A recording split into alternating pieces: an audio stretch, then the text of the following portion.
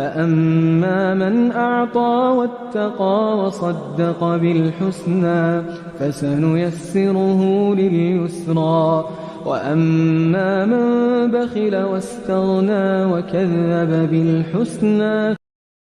بسم الله الرحمن الرحيم. السلام عليكم ورحمة الله وبركاته.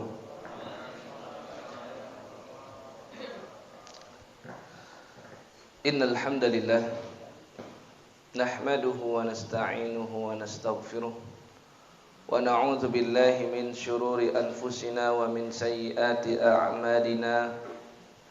May yahdihillahu fala mudilla lahu wa may yudlil fala hadiya lahu. Allahumma salli ala Muhammadin wa ala ali Muhammad kama sallaita ala ali Ibrahim wa barik ala Muhammadin wa ala ali Muhammad kama barakta ala ali Ibrahim fil alamin innaka Hamidum Majid.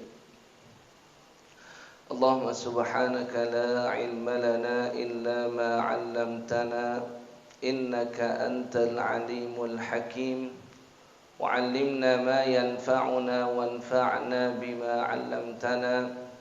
Allahumma inna nas'aluka 'ilman nafi'a wa rizqan tayyiba wa 'amalan mutaqabbala. Rabbana zidna 'ilman warzuqna fahman. Amin ya rabbal alamin. Thumma amma ba'du. Insyaallah pada malam hari ini kita mulai masuk ya pembahasan awal daripada kitab Al-Adabil Mufrad. Ya, sudah kita sampaikan bahwasannya Al-Imam Al-Bukhari itu tidak sekedar seorang pakar hadis. Kalau kita mendengar nama beliau, pasti yang terfikirkan dalam pikir kita adalah dia adalah seorang ulama hadis. Yang kita fikirkan ketika disebut nama beliau, yang terfikirkanlah kitab sahih beliau, Sahih Al-Imam Al-Bukhari. Namun banyak sekali para ulama yang menuturkan tentang biografi beliau, bahwasannya beliau itu walaupun sangat terkesan dengan mazhab Asy-Syafi'i, ya, banyak sekali pendapat-pendapat beliau yang berselaras dengan mazhab Asy-Syafi'i. Namun umumnya para ulama mengatakan sesungguhnya Al-Imam Al-Bukhari itu adalah mujtahid yang sudah tepat untuk dikatakan mustaqil. Artinya adalah beliau itu secara kapabilitas sudah bisa dikatakan mumpuni untuk menjadi imam mazhab sebenarnya. Ya, dan kita tahu bahwasannya mazhabun min mazahibil islamiyah itu sangatlah banyak, tidak hanya 4, yaitu mazhab Hanafi yang diprakarsai oleh Al-Imam Abu Hanifah rahimahullahu taala, yang dilahirkan tahun 80 Hijriah sampai dengan 150 Hijriah, dan juga mazhab Maliki yang diasuh oleh Al-Imam Malik bin Anas, seorang Arab tulen yang tidak pernah keluar dari negeri Arab, hanya antara Madinah dengan Makkah saja, itu pun di Makkah ketika beribadah haji saja, yang mana beliau antara tahun 93 Hijriah sampai dengan 179 Hijriah. Dan juga Al-Imam Asy-Syafi'i yang mana beliau lahir di tahun Al-Imam Abu Hanifah wafat tahun 150 sampai dengan 204 Hijriah. Dan Imam Ahmad bin Hanbal atau mazhab Hambali, yang mana beliau perbedaannya dengan Imam Asy-Syafi'i kurang lebih 14 tahun, sehingga boleh dikatakan beliau lahir tahun 164 Hijriah dan wafat di tahun 241 Hijriah. Dan Imam Ahmad itu adalah gurunya Al-Imam Al-Bukhari. Sudah kita sampaikan sebelumnya. Ya. Dan sebagaimana Imam Ahmad berguru kepada Al-Imam Asy-Syafi'i, namun pada akhirnya Imam Ahmad memiliki ijtihad yang mustaqil, memiliki ijtihad yang independen. Dikarenakan ya sudah capable dalam hal tersebut dan sudah mumpuni, ya. Tapi Al-Imam Al-Bukhari walaupun demikian beliau tidak menginginkan ya, dirinya itu nanti terlalu masyhur di sekitar masyarakat. Ya, maka beliau tidak mau ya untuk membuat madrasah yang besar dan berharap agar mazhabnya nanti itu dikenang oleh banyak orang. Maka beliau tidak membuat sendiri mazhab Al-Bukhari, tidak kita dengar kan. Adapun selain 4 mazhab tadi ada mazhab At-Tabari, ya Imam At-Tabari yang membuat kitab tafsir Jami'ul Bayan an Ta'wili Ayil Quran. Itu beliau juga adalah mujtahid yang mustaqil, seorang yang layak untuk berijtihad, dan ijtihadnya itu independen, tidak terikat dengan ijtihad gurunya. Karena tahapan mujtahid itu mujtahid mustaqil itu paling atas, itu imam mazhab itu. Kemudian di bawahnya adalah mujtahid mazhab. Ya, mujtahid mazhab maksudnya adalah imam yang sudah mumpuni seperti mujtahid mustaqil, namun mereka tidak mau keluar ketika berijtihad daripada prinsip-prinsip dan kaidah yang sudah dibuat oleh guru-guru mereka. Ya.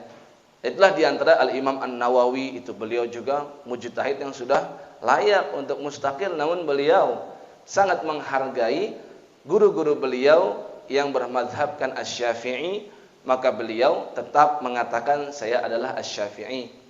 Demikian juga Al-Imam Ahmad bin Abdul Halim Ibni Taimiyah, ya, beliau juga tetap mengatakan dirinya adalah Al-Hambali, padahal beliau juga sudah layak untuk berijtihad. Nah, Al-Imam Al-Bukhari karena beliau itu seorang faqih, ya, sudah layak dikatakan ahli fikih, maka para ulama mengatakan, ya, fiqhul Bukhari fi tarajumihi. Kita akan mengetahui kedalaman ilmunya Al-Imam Al-Bukhari dari cara beliau dalam membuat bab pada kitab-kitab yang beliau tulis. Nah, kita ambil contoh nih, kitab Al-Adabul Mufrad. Ya, kita bisa menerka bagaimana ya ketinggian ilmu dan keluhuran ilmunya Al-Imam Al-Bukhari dari cara beliau membuat babnya ini, dan akan sangat nampak betapa beliau adalah seorang yang faqih, ya, ahli fikih. Kita lihat di awal itu beliau ya masukkan kitab Al-Walidain, kitab tentang kedua orang tua. Ya, nanti akan kita lihat itu keutamaan berbakti kepada kedua orang tua, yang mana para ulama berijma tidak ada amal yang lebih baik setelah bertauhid, setelah mengesahkan Allah Subhanahu wa taala selain bakti kepada kedua orang tua. Maka beliau awalkan, ya. Kemudian beliau masukkan kitab yang berikutnya, kitab Silaturrahim, ya. Nah, ini juga termasuk yang sangat luar biasa cara beliau mengurutkannya. Kemudian kitab Al-Mawali. Al-Mawali adalah para budak, yang mana Nabi SAW di akhir hayat beliau itu beliau berwasiat tentang 2 hal, yaitulah salat, dan yang kedua wa ma malakat aimanukum, dan para budak-budak kalian itu mohon diperhatikan. Nah, itu beliau urutkan nomor ketiga. Kemudian nomor keempat beliau buat kitab Aulil Banat, yaitu adalah mengasuh anak-anak perempuan. Terlebih lagi dalam pandangan orang Arab, antara laki-laki dengan anak perempuan, tentu mereka lebih mengutamakan laki-laki. Dan di Indonesia pun juga tidak jauh beda, saya perhatikan seperti itu. Namun ternyata banyak sekali hadis-hadis tentang keutamaan mengasuh anak perempuan untuk memicu dan memacu semangat orang-orang yang tidak memiliki anak laki-laki. Dan ternyata termasuk di antara wasilah yang memudahkan orang tua untuk masuk ke dalam surga ketika dia rela dan ridha dengan pemberian Allah berupa putri-putri saja, dan dia asuh dengan baik. Kemudian baru setelah itu kitab Ri'ayatil Aulad, cara mengasuh anak-anak, dan ini umum laki-laki maupun perempuan. Kemudian kitab Al-Jar, di antara adab bagaimana bertetangga. Ini urutannya itu kalau saya perhatikan luar biasa. Beliau betul-betul sangat faqih, sehingga bisa kita lihat kefaqihan beliau dari cara beliau mengurutkan bab. Nah, maka kita masuk kepada hadis yang pertama, dan juga kitab yang pertama, dan juga bab yang pertama. Dan saya ulang-ulang ya di majelis ini, kalau saya ucapkan kata kitab, yang dimaksud dalam istilah kita itu bab. Ya. Sedangkan kalau disebut bab di sini berarti namanya subbab, anak cabang daripada bab. Karena memang orang Arab seperti itu. Ya. Kalau kitab kita katakan ini kitab Adabil Mufrad, tapi di dalamnya itu banyak bab dan cabang-cabang bab ada lagi. Nah, orang Arab biasa menyebut bab yang paling umum dan paling komprehensif dan paling besar, yang nanti ada turunan-turunan ke bawah, itu disebut oleh mereka dengan kitab. Ya, baru setelah itu subbabnya adalah bab dalam istilah kita. Nah, beliau ambil kitab yang pertama tadi, Kitabul Walidain, ya, yaitu adalah berbakti kepada kedua orang tua. Pada bab yang pertama adalah babu qaulihi ta'ala wa wassaynal insana biwalidayhi husna. Beliau nukilkan firman Allah Ta'ala pada Quran surah Al-Ankabut, ya, surah Al-Ankabut surat yang ke-29 di ayat ke-8, wa wassaynal insana, dan kami telah mewasiatkan kepada manusia. Ya, umum, ini kita semua manusia. Untuk apa? Biwalidayhi ihsana, untuk berbuat baik terhadap kedua orang tua. Terkadang di beberapa ayat Al-Qur'anul Karim Allah Subhanahu wa taala menyebutkan dengan kata ihsana. Terkadang pakai husna, terkadang pakai ihsana. Seperti yang ada di surah Al-Ahqaf, surah ke-46 di ayat yang ke-15, wa wassaynal insana biwalidayhi ihsana. Ya. Kemudian terkadang tidak disebutkan kata ihsannya, tapi yang dimaksud juga sama dan lebih menitik beratkan kepada bakti kepada ibu. Ya, seperti dalam surat Luqman ada juga surat ke-31 di ayat yang ke-14 Allah berfirman, wa wassaynal insana biwalidayhi hamalathu ummuhu wahnan ala wahnin wa fisaluhu fi amaini anishkurli waliwalidayka ilayyal masir. Ya, di situ tidak disebutkan ihsan, tapi langsung menitik beratkan kepada bakti kepada ibu. Dan kami wasiatkan kepada manusia terhadap kedua orang tuanya. Maksudnya adalah berbuat baik. Hamalathu ummuhu wahnan ala wahnin. Ya, karena ibunya wabil khusus sudah mengandung dia, berada di atas kepayahan yang lain. Kepayahan yang pertama yaitu dia hamil, ya. Kepayahan kedua adalah ketika ia melahirkan. Kepayahan yang ketiga dan kesulitan yang ketiga adalah menyusui setelah melahirkan. Dan itu adalah kata Allah Subhanahu wa taala fi amaini, dalam kurang lebih 2 tahun. Yang dimaksud 2 tahun menyusui. Kalau di surat Al-Ahqaf disebutkan salathina syahra, 30 bulan. 30 bulan itu berapa tahun? 2 tahun setengah. Ya kan? Kalau dilihat dari ayat yang tadi, menyusui yang sempurna itu 2 tahun, berarti ya minimal seseorang hamil atau seorang wanita hamil itu adalah 6 bulan. 6 bulan sudah bisa lahir. Maka kalau kurang dari 6 bulan itu sudah indikasi dia berzina. Artinya sudah hamil sebelum menikah. Ya. Jadi batas minimalnya itu adalah 6 bulan. Umumnya sih 9 bulan. Kalau kata para bidan dan para dokter, HPL-nya 9 bulan 10 hari.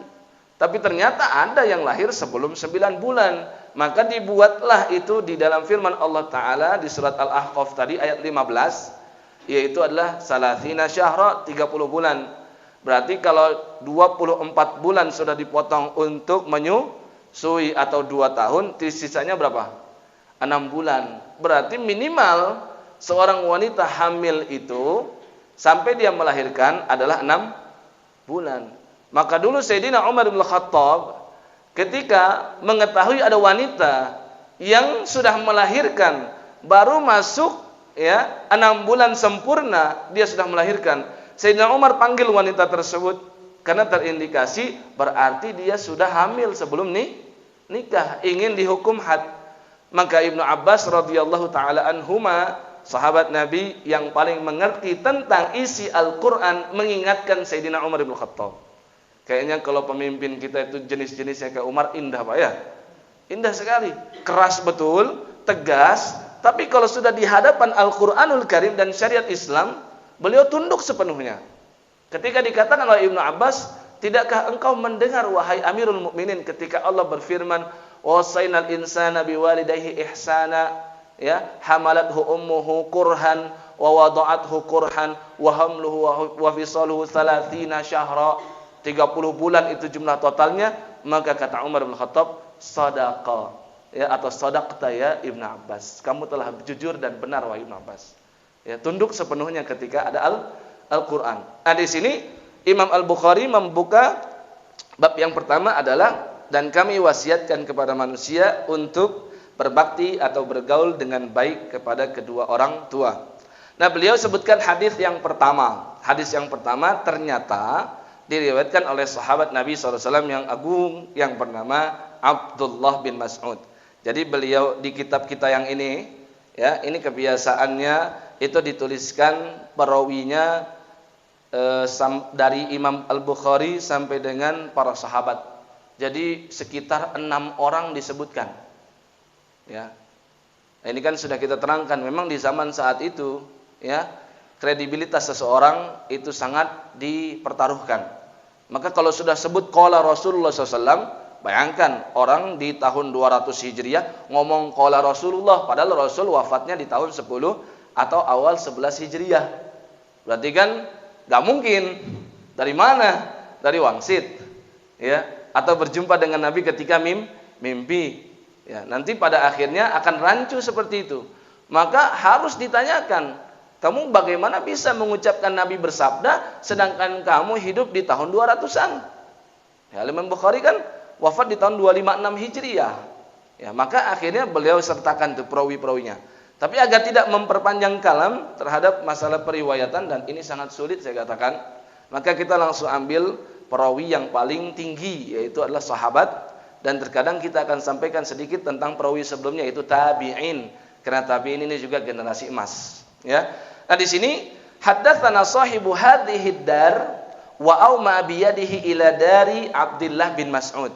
Ya. Kata Abu Amr Asy-Syaibani, ini seorang tabi'in yang mendengar dari siapa? Abdullah bin Mas'ud. Tapi ternyata tabi'in ini termasuk minal mukhadramin. Tahu enggak istilah mukhadramin? Istilah para sejarawan muslimin mengatakan mukhadramin itu adalah orang yang sebenarnya hidupnya di masa Nabi, tapi mereka tidak berjumpa dengan Nabi SAW. Maka mereka tidak seberuntung para sahabat. Maka disebut dengan mukhadramin. Mukhadramin itu boleh kita artikan orang-orang yang kurang beruntung.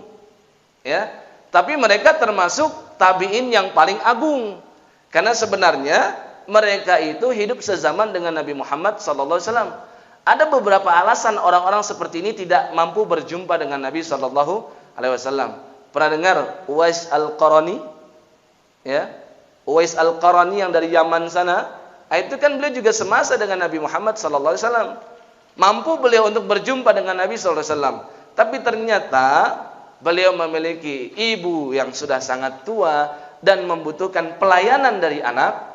Maka dia lebih memilih untuk, ya, mendedikasikan waktu, tenaga dan harta dia hanya untuk mengurus ibunya saja. Dan beliau sebenarnya sudah beberapa kali datang ke Madinah, tapi tidak berjumpa dengan Nabi SAW. Maka beliau tidak disebut dengan sahabat. Ingat kaidah sahabat, kata Ibnu Hajar Al-Asqalani rahimahullah, adalah siapa? Ya, seseorang yang berjumpa dengan Nabi SAW atau melihat beliau, kemudian beriman kepada beliau dan mati atau wafat dalam kondisi beragama Islam. Ya, ini adalah definisi yang paling komprehensif. Bahkan orang-orang yang murtad, ya, kemudian balik lagi ke agama Islam, itu bisa masuk ke dalam definisi sahabi ini. Ada dulu orang yang murtad namanya Tulaihah bin Khuwailid Al-Asadi. Ini sudah masuk Islamnya belakangan, ngaku menjadi nabi lagi dia. Beliau ini sahabat Nabi radhiyallahu anhu, ya. Kemudian beliau bikin pasukan, beliau cari massa. Bahkan ada sahabat Nabi yang bernama Uyainah bin Hisn, itu juga tertarik dengan dakwahnya Tulaihah, maka dia ikut menyokong dakwahnya Tulaihah. Ikut di barisan oposisinya Nabi Muhammad sallallahu alaihi wasallam. Tapi keduanya akhirnya tahu taubat dan kemudian mereka wafat dalam kondisi beragama Islam, maka tetap disebut dengan sahabat dan tetap radhiyallahu anhu. Kita lebih rendah daripada mereka itu. Mereka jelas lebih mulia. Betapapun banyaknya amal kita, betapapun banyaknya ibadah kita, tidak akan bisa menyamai keutamaan dan kemuliaan sahabat. Ya. Nah, di sini ya, Abu Amr Asy-Syaibani yang bernama Sa'ad bin Iyas, dia itu ternyata lahirnya kurang lebih di tahun 25 sebelum Nabi hijrah. Berarti Nabi masih dakwah di Makkah. Karena Nabi di Madinah berapa tahun? 10 tahun kan? Nah, ini 25 tahun sebelum hijrah. Sedangkan Nabi SAW itu kurang lebih dakwahnya 23 tahun. Jadi orang ini sudah hidup dan dilahirkan ketika Nabi sebelum diangkat menjadi Rasul di umur 40 tahun. Ya, dan wafat sekitar tahun 95 Hijriah. Dia cerita, telah menceritakan kepada kami pemilik rumah ini, dan di situ kata perawi si Abu Amr Asy-Syaibani menunjuk rumahnya Abdullah bin Mas'ud radhiyallahu taala anhu, sahabat Nabi ini. Abdullah bin Mas'ud ini termasuk minas sabiqinal awwalin alal itlaq. Semua ulama sepakat ya, Ibnu Mas'ud itu sangat utama dibandingkan sahabat-sahabat yang lain karena dia adalah di antara sahabat yang paling awal masuk Islam. Dialah masuk ke dalam keumuman ayat surat At-Taubah ayat 100, was-sabiqunal awwaluna minal muhajirin wal ansar, ya, walladzina tabauhum bi ihsanin radhiyallahu anhum wa radu'an.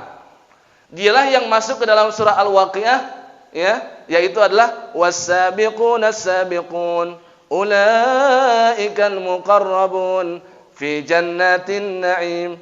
Was-sabiqun, orang-orang yang awal-awal masuk Islam. As-sabiqun yang kedua, maka orang-orang tersebut adalah yang paling awal masuk surga. Fi jannatin na'im, berada di surga yang penuh kenikmatan. Dan kata Allah dalam firman-Nya, "Tsullatum minal awwalin wa qalilum minal akhirin." Ya.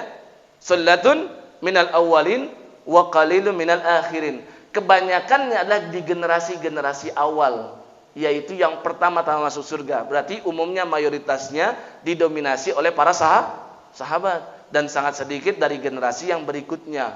Berarti kita generasi yang keberapa ya? Kapan kita masuk surganya, Pak? Kalau kayak begini kan? Karena sudah dihabiskan oleh sahabat itu yang awal-awal masuk surga, dan insya Allah umumnya mereka kebanyakannya adalah tanpa hisab dan tanpa azab. Masuk berikutnya generasi tabi'in itu. Ya, ada Sa'id bin Musayyib, ada Atha bin Abi Rabah dan sebagainya, itu ulama-ulama yang luar biasa meriwayatkan hadis dari para sahabat. Kemudian generasi tabi'ut tabi'in seperti Imam Mazhab itu adalah generasi tabi'ut tabi'in. Udah habis sama mereka. Tapi kita di generasi kapan nih masuk surganya? Ya, sehari senilai dengan 1000 tahun penantiannya tuh. Ya, tapi ingat jangan kecilkan harapan ya, karena Allah adalah Zat yang Maha mengabulkan setiap harapan. Kita berharap semoga kita dikumpulkan bersama mereka semua dan dimasukkan ke dalam surganya Allah tanpa hisab dan tanpa azab, ya. Nah, di sini Abdullah bin Mas'ud bertanya, qala sami'tu atau sa'altu Nabiy sallallahu alaihi wasallam. Aku pernah bertanya kepada Nabi sallallahu alaihi wasallam, ayyul amali ahabbu ilallah? Ya Rasulullah, apa amal yang paling dicintai oleh Allah? Dan bayangkan pertanyaan ini diutarakan bukan ketika sudah di Madinah. Ini ketika masih di Makkah. Ya. Kenapa? Ini sahabat yang awal-awal.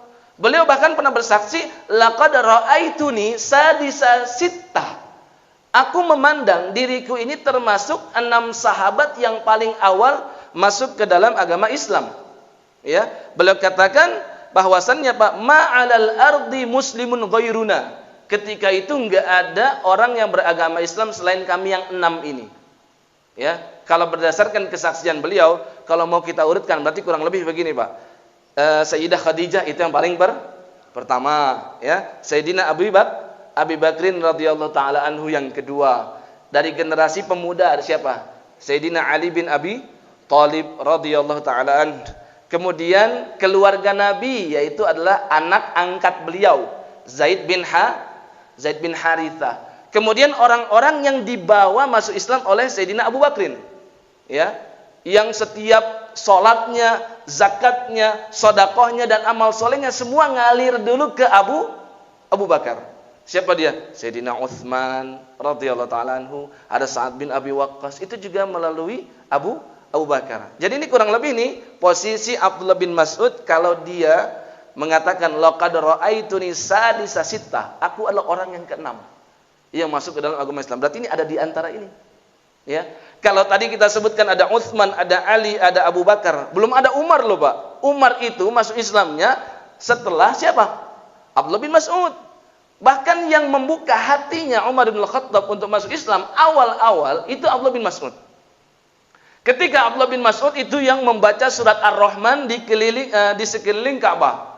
Dia kan orang yang pertama kali berani membacakan Al-Quran di hadapan orang-orang kafir Quraisy. Dia baca Ar-Rahman 'allamal Quran. Itu orang-orang pada manggut-manggut, senang banget. Bacaannya bagus.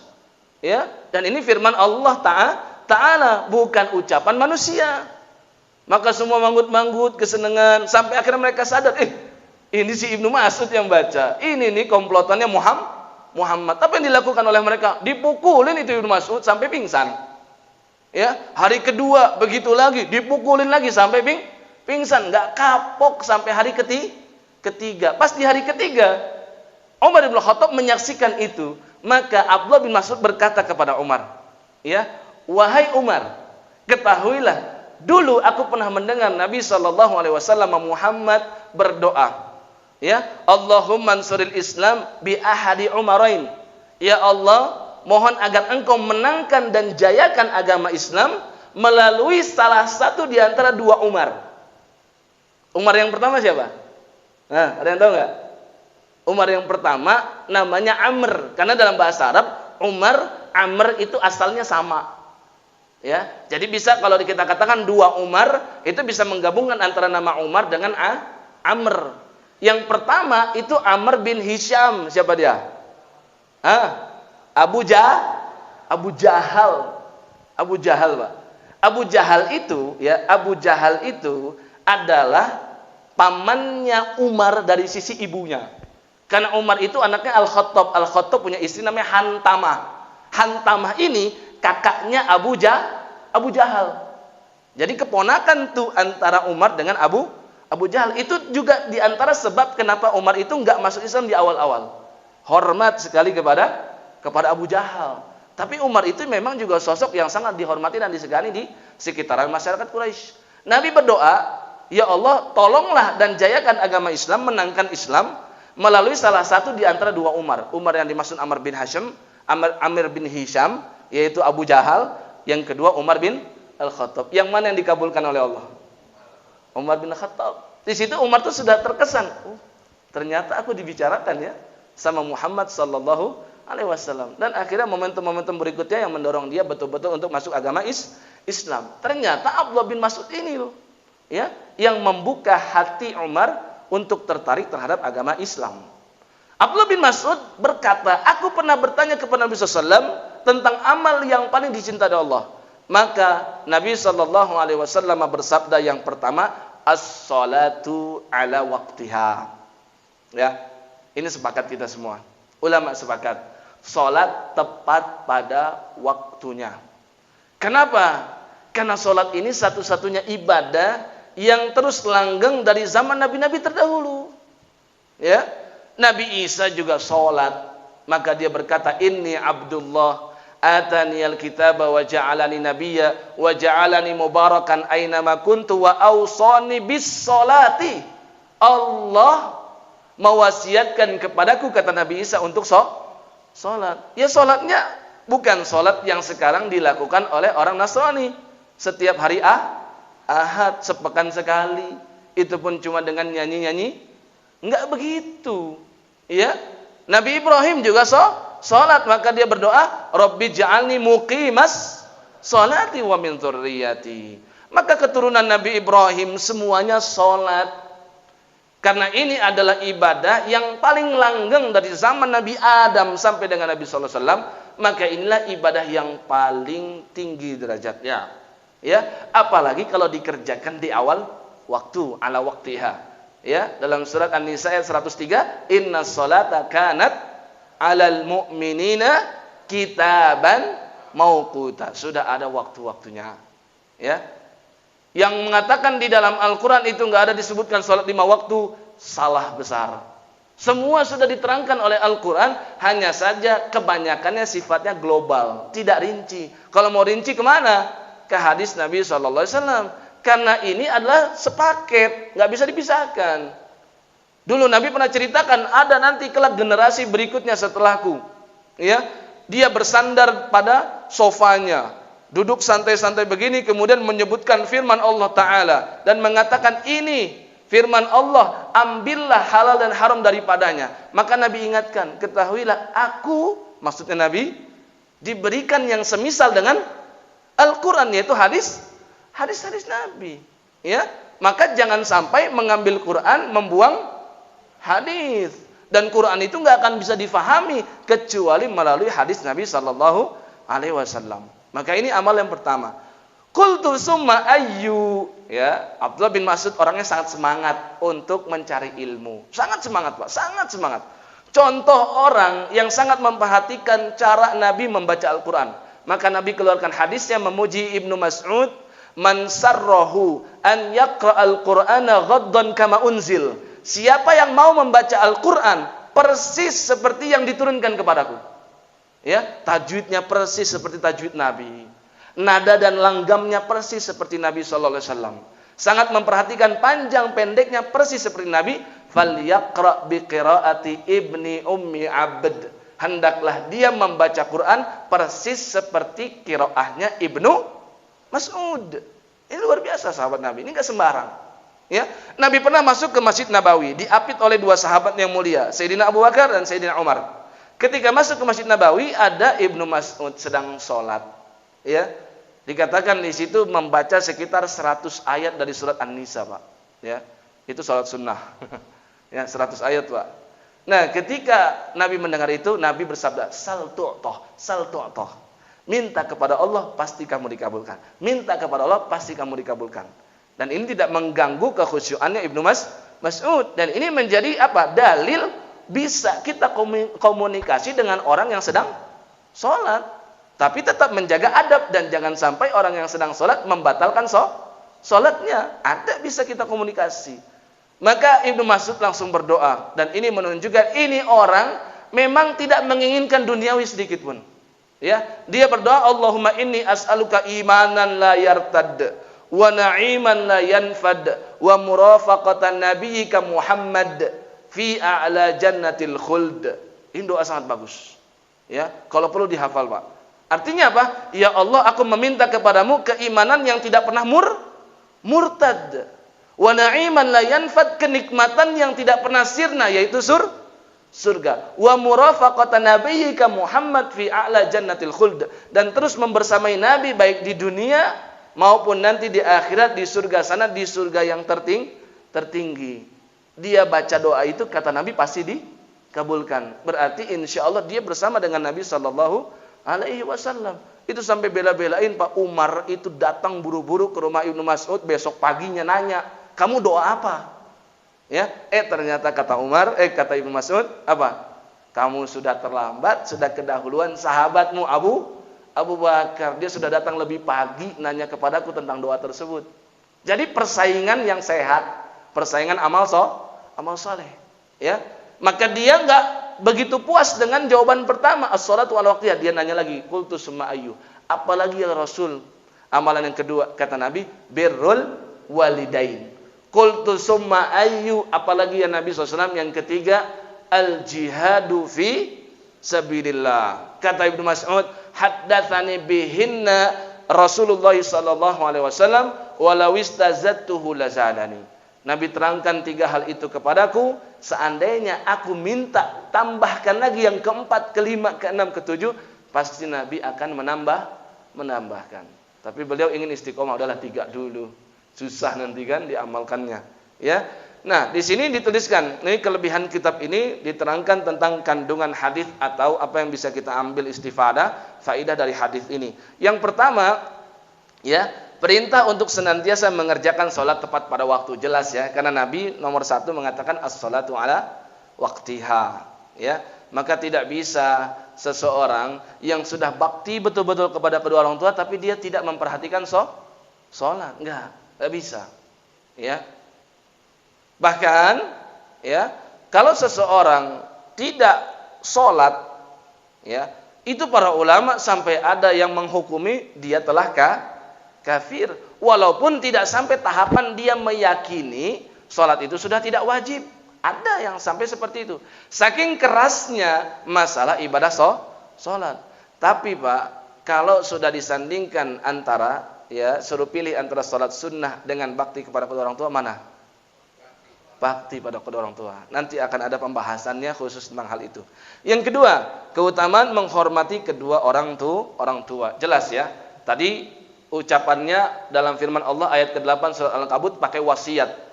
Tapi di beberapa ayat lain seperti surat Al-Isra ayat 23, wa qada rabbuka. Qada itu sudah menetapkan. Allah ta'budu illa iyyahu wa bil walidaini ihsana. Langsung Allah sambung setelah bertauhid mengesahkan Allah, maka hendaklah berbuat baik kepada kedua orang tua. Persis seperti urutan di dalam hadis tadi. Ya. Kemudian yang ketiga, keabsahan penggunaan kata lau. Maksudnya, boleh sebenarnya kita mengucapkan kata seandainya. Ya, sebenarnya kata seandainya itu kalau kata Nabi membuka celah pintu setan. Hal ini Nabi terangkan ketika seseorang sudah berusaha melakukan suatu amal, ternyata tidak sesuai dengan apa yang dia harapkan. Maka jangan sampai dia mengucapkan lau anni fa'altu kadza wa kadza wa kadza, atau lau anni fa'altu kana kadza wa kadza. Biasanya kan kita ngomong begini, Pak. Ya, kita sudah buru-buru, cepat-cepat datang ke stasiun. Sampai di sana keretanya baru saja jalan. Di situ kita akan ngomongkan, coba tadi saya mandi lebih cepat, ya kan? Coba tadi saya naik ojek supaya lebih cepat sampai ke stasiun, nggak terlambat. Kan sering kan? Ada kan kasus-kasus seperti ini? Itu yang kata Nabi tidak boleh. Ucapan lau anni fa'altu, coba kalau saya tadi ngelakuin gini, maka nggak akan terjadi yang seperti ini. Kata-kata seandainya, andai kata, coba dan seterusnya, ini kata Nabi membuka celah pintu setan. Kenapa? Nanti tidak ridho dengan takdir. Ya, dan semuanya sudah Allah gariskan itu semuanya. Ya, fi kitabim min qabli an nabra'aha. Bahasa surat Al-Hadid ayat 22 itu sudah Allah tulis sebelum Allah an nabra'aha, sebelum Allah wujudkan di dunia ini. Jadi sudah tertulis 50.000 tahun sebelum Allah menciptakan langit dan bumi. Nah, tapi di sini Ibnu Mas'ud mengatakan, ya, haddatsani bihinna walau istazatu, pakai lau, pakai seandainya. Maka seandainya di sini boleh kita gunakan dengan ada rincian, yaitu ketika ngomong seandainya itu nggak ada kaitannya dengan tidak menerima takdir. Kalau penggunaan seandainya boleh-boleh saja seperti Ibnu Mas'ud. Yang keempat, perlunya mempertimbangkan situasi dan kondisi penanya ketika menjawab pertanyaan. Ini juga di antara bagaimana Nabi itu sangat mengenal para sahabatnya. Ya, di antara contohnya ini. Nabi pernah ditanya oleh orang lain, mana amal yang paling utama? Nabi sebutkan yaitu adalah jihad fisabilillah. Nabi pernah ditanya oleh orang lain, yaitu Nabi sebutkan hajjun mabrur. Haji mabrur itu yang paling utama dan paling dicintai Allah. Nabi ditanya oleh sahabat yang lain, shadaqah fisabilillah, beliau jawab. Jawabannya macam-macam. Bukannya Nabi itu orangnya apa ya istilahnya tuh? Enggak apa istilahnya? Ya, suka berubah-berubah lah gitu. Bukannya begitu. Tapi Nabi ternyata mempertimbangkan situasi dan kondisi penanya. Ketika yang nanyanya Ibnu Mas'ud, Nabi tahu Ibnu Mas'ud itu bukan orang kaya. Ya. Yang kedua, Nabi tahu Ibnu Mas'ud itu masih punya ibu, masih punya orang tua. Dan Nabi tahu Ibnu Mas'ud tubuhnya dan perawakannya itu kecil, Pak. Saya pernah terangkan kan, Nabi ketika mengingatkan para sahabat yang menertawakan Ibnu Mas'ud ketika manjat ke atas pohon, itu kan tersingkap betisnya. Diketawain sama sahabat gara-gara betisnya terlalu kecil, kurus banget, kurus kerontang. Ya, maka Nabi terangkan, ya, kenapa kalian tertawa? Demi Allah, ini betisnya Ibnu Mas'ud kalau nanti ditimbang dibandingkan dengan gunung Uhud, ya, maka lebih berat betisnya Ibnu Mas'ud. Ini contoh sahabat yang nggak banyak harta, contoh sahabat yang memang tubuhnya nggak kekar, nggak besar, nggak kuat. Maka Nabi terangkan itu setelah sholat, yaitu birrul walidain terlebih dahulu. Ya, kalau orang yang kedua orang tuanya sudah meninggal, maka jihad fisabilillah naik menjadi nomor kedua. Nah, seperti itu Nabi memperhatikan kondisi para sahabat. Yang berikutnya, pengagungan para sahabat terhadap Rasulullah SAW dengan tidak banyak bertanya kepada beliau. Jadi ini adab para sahabat Nabi ketika bertanya kepada Nabi itu nggak tamak, nggak rakus, nggak merepotkan Nabi, ya. Maka nanya sedikit aja lah, yang penting bisa diamalkan. Yang keenam, metode tanya jawab merupakan salah satu metode terbaik dalam mengulangi pelajaran. Nah, ini juga bagus. Nabi sudah menerangkan jauh 1400 tahun sebelum saat ini dikatakan, ya, studi atau perkuliahan yang paling bagus itu terjadi tanya jawab antara dosen dengan mahasiswanya, ya, harus memaparkan begini begitu. Nabi sudah menerangkan hal itu terlebih dahulu. Supaya apa? Supaya lebih nempel kepada si yang bertanya. Ada tanya jawab dan dialog, itu biasanya lebih diingat daripada kajian begini saja kan, ngomong. Ini kadang kan bingung kita memilah-milih tuh yang mana. Tapi metode tanya jawab biasanya lebih bagus, ya. Kemudian pelajaran bagi seorang mufti dan pengajar untuk bersabar dalam menghadapi penanya dan murid yang ia ajari. Nah, ini juga, ya, seorang mufti itu yang ditanya harus bersabar, ya, dalam menghadapi yang bertanya. Nah, ini juga pelajaran berikutnya, bahwasannya ada beberapa hadis Nabi SAW yang menerangkan tentang bakti kepada kedua orang tua. Tidak hanya manfaatnya yang disebutkan oleh Nabi SAW itu masuk ke dalam surga, tapi juga manfaatnya akan dipercepat di dunia. Sebagaimana, ya, uququl walidain, durhaka kepada kedua orang tua, yang mana siksaannya di akhirat di neraka itu sangat besar, namun ada siksaan yang dipercepat di dunia. Ya, kaidah asalnya, Pak, kalau Allah cinta kepada hambanya dan hamba itu punya dosa, maka Allah percepat hukumannya di dunia supaya bersih dia. Ya, nanti ketika berjumpa dengan Allah, maka dosa tersebut sudah nggak ada dan tidak lagi disiksa di neraka. Ini kaidah asal.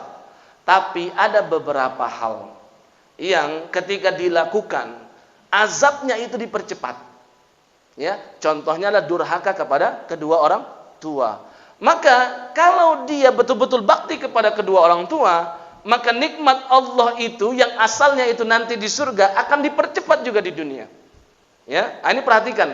Kalau ada orang ingin merasakan nikmat Allah yang dipercepat, hendaklah perhatikan kedua orang tua. Di antara Nabi sampaikan dalam hadis riwayat Imam Ahmad, dan kita tutup majlis ini dengan hadis tersebut, ya. Nabi SAW bersabda, "Man ahabba an yamuddalahu fi umri." Siapapun yang ingin dipanjangkan umurnya oleh Allah, ya, man ahabba an yumaddalahu fi umri, dipanjangkan umurnya Allah. Makna diperpanjang ini banyak. Ada yang betul-betul, ya, panjang umurnya. Ada yang mungkin umurnya pendek tapi keberkahannya begitu banyak. Ya, seperti para ulama, Al-Imam An-Nawawi contoh cuma 40 tahunan lebih. Itu kitabnya sampai sekarang masih abadi. Ya, namanya Harum. Itu masih sangat-sangat, ya, dipelajari oleh kaum muslimin. Ini contoh ilmu yang berkah, umurnya berkah. Ya, siapa yang ingin umurnya diperpanjang, wa an yuzadalahu fi rizqi, ditambah rizkinya. Tuh, ditambah rizkinya, Pak. Yang rizkinya seret, enggak usah pusing, perhatikan kedua orang tua, lancar semuanya. Ya, falyabarra walidayhi wal yasil rahimah. Hendaklah dia berbakti kepada kedua orang tuanya dan sambungkan silaturahim kepada keduanya. Ini kalau ingin dapat nikmat yang dipercepat. Ya. Allahu a'lamu bissawab.